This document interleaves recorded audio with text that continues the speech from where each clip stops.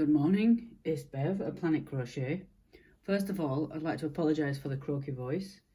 I have been given very lovingly by my husband the buggies that he's had all last week, and he's not 100%. Anyway, I've wanted to do this before I finish off this cushion and show you what I do. So today, this is what I'm doing. Besides other things in the day, this is one of the things I'm doing. So to stuff this, you would buy a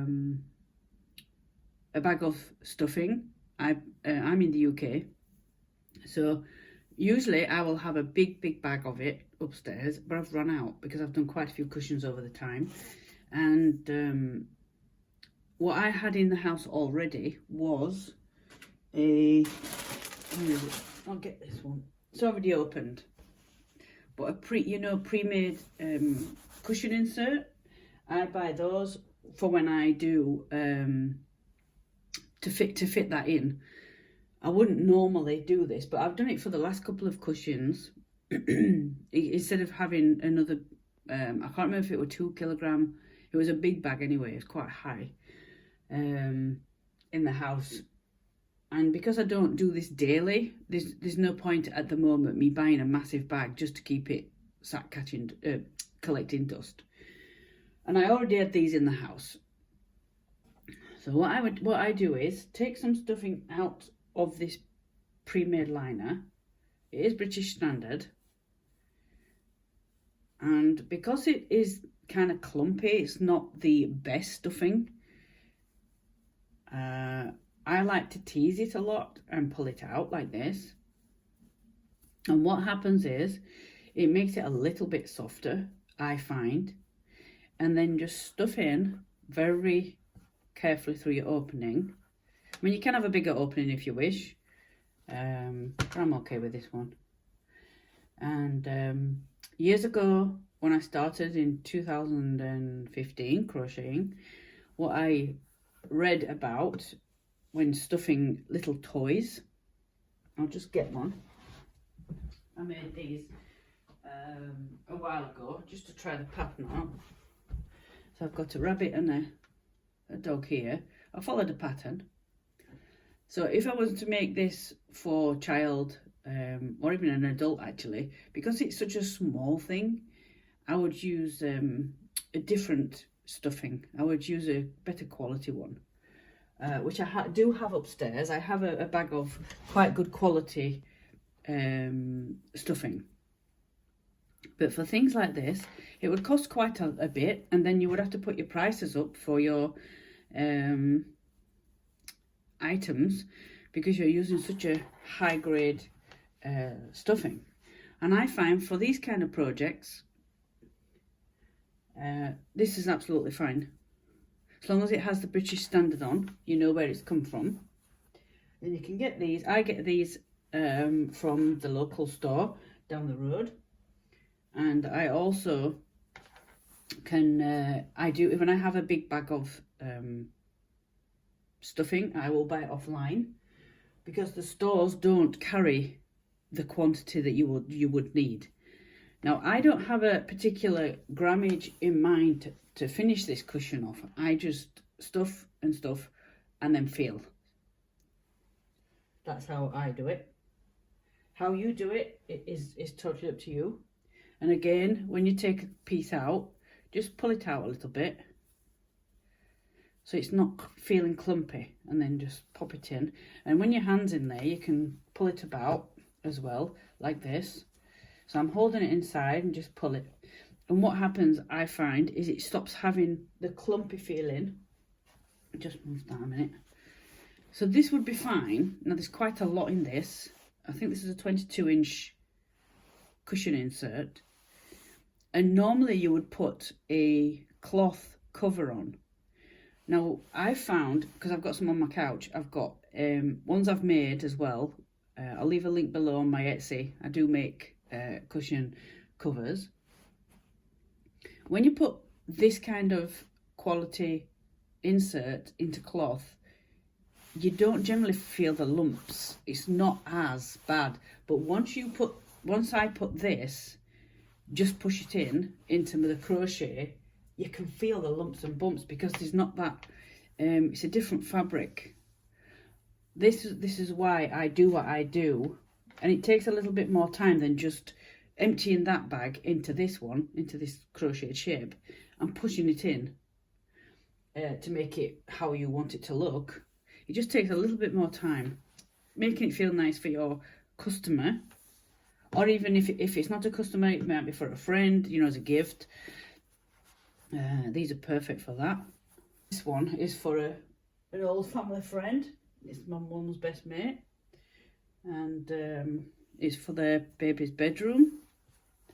They're having a little boy.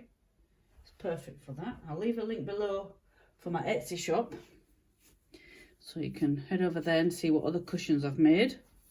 I've just sent off a kitty one. So just keep going, pulling your stuff in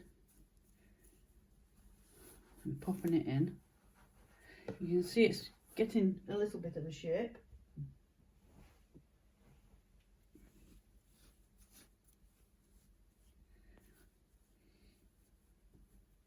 Now the trunk for this, because this is going to be an elephant, is here. It's kind of cute, isn't it? When I'm stuffing this one, I make sure this is a lot firmer than the cushion, because I want it to stand, I want the shape to stand out.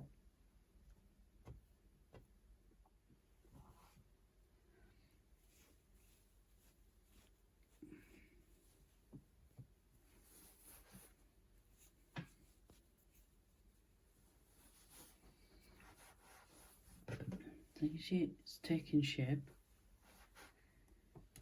I'll carry on off camera and I'll come back and show you what it looks like when it's finished. There you go. I've stuffed the cushion. Now you can see how it looks. I need to tweak it a little bit. I haven't finished the whole thing, and then I'm going to sew it up. And I'll just show you what the trunk looks like. Now I've put some stuffing in it. I haven't finished because as I sew this on here, I will just keep putting a little bit more in here because I want that to stand out a little bit, not be flat. A bit of a tip, if you're doing a cylindrical shape, like, you know, the teddy in the background, the arms and the legs, stuff it down to the bottom. So I've used your index finger, or you can use a hook, you know, the back of the hook. I overstuff a little bit, and then what I do is I go like this to make it nice and even shape. Earlier I had made it a bit bulky here, so just roll it between your fingers, and what that does, I've found, is it pushes the excess stuffing out. So if you like, you can overstuff it, not to distort the stitching, but just a bit more, and make sure you pop it right at the end as well. Before you put it all the way, make sure the end is, because I've been caught by that, not putting it right to the end. But it's too late once you've sewn on, and it's like, oops. So yeah, that's how I do that trunk. But back to the pillow, just do it. I mean, this isn't corners, but it's kind of, make sure it's even. I mean, I always squish it down. I give it a bit of a squeeze, give it a bit of a love, because you can feel, as daft as it sounds, how can you know if there's pockets of, but you just can, depending on the shape. I have done round cushions and square and oval, and you can just feel, like I can feel there's a delve here. It's not just because I'm pushing on it, I just know that I haven't completely made that stuff cushion how I want it to feel and look as well. Because when somebody has this on their bed or the couch, and it is going to get touched and squeezed about, you don't want it to leave a delve neither, but you don't want to overstuff it neither. It's kind of a fine line. So I can't say this size put so much stuffing in, because it's a personal preference, but also it's a feel thing. Because the pattern for this, I'll leave a link below if you want to make one yourself. it doesn't give you the amount of stuffing to put in. So I suggest you buy a good size bag of toy stuffing, you know, for cushions and toys and whatnot, and you've got enough, because there'd be nothing worse than having not enough and you've got to go out and buy some more, because it's not cost effective. Anyway, that's enough from me. My voice is going to keep going worse and worse if I keep talking. Thank you for watching my video. Please give my video a thumbs up. If you haven't already subscribed, that'd be great. If you're already subscribed, thank you again for coming back and watching me video. I'll catch you again on another video. Bye for now.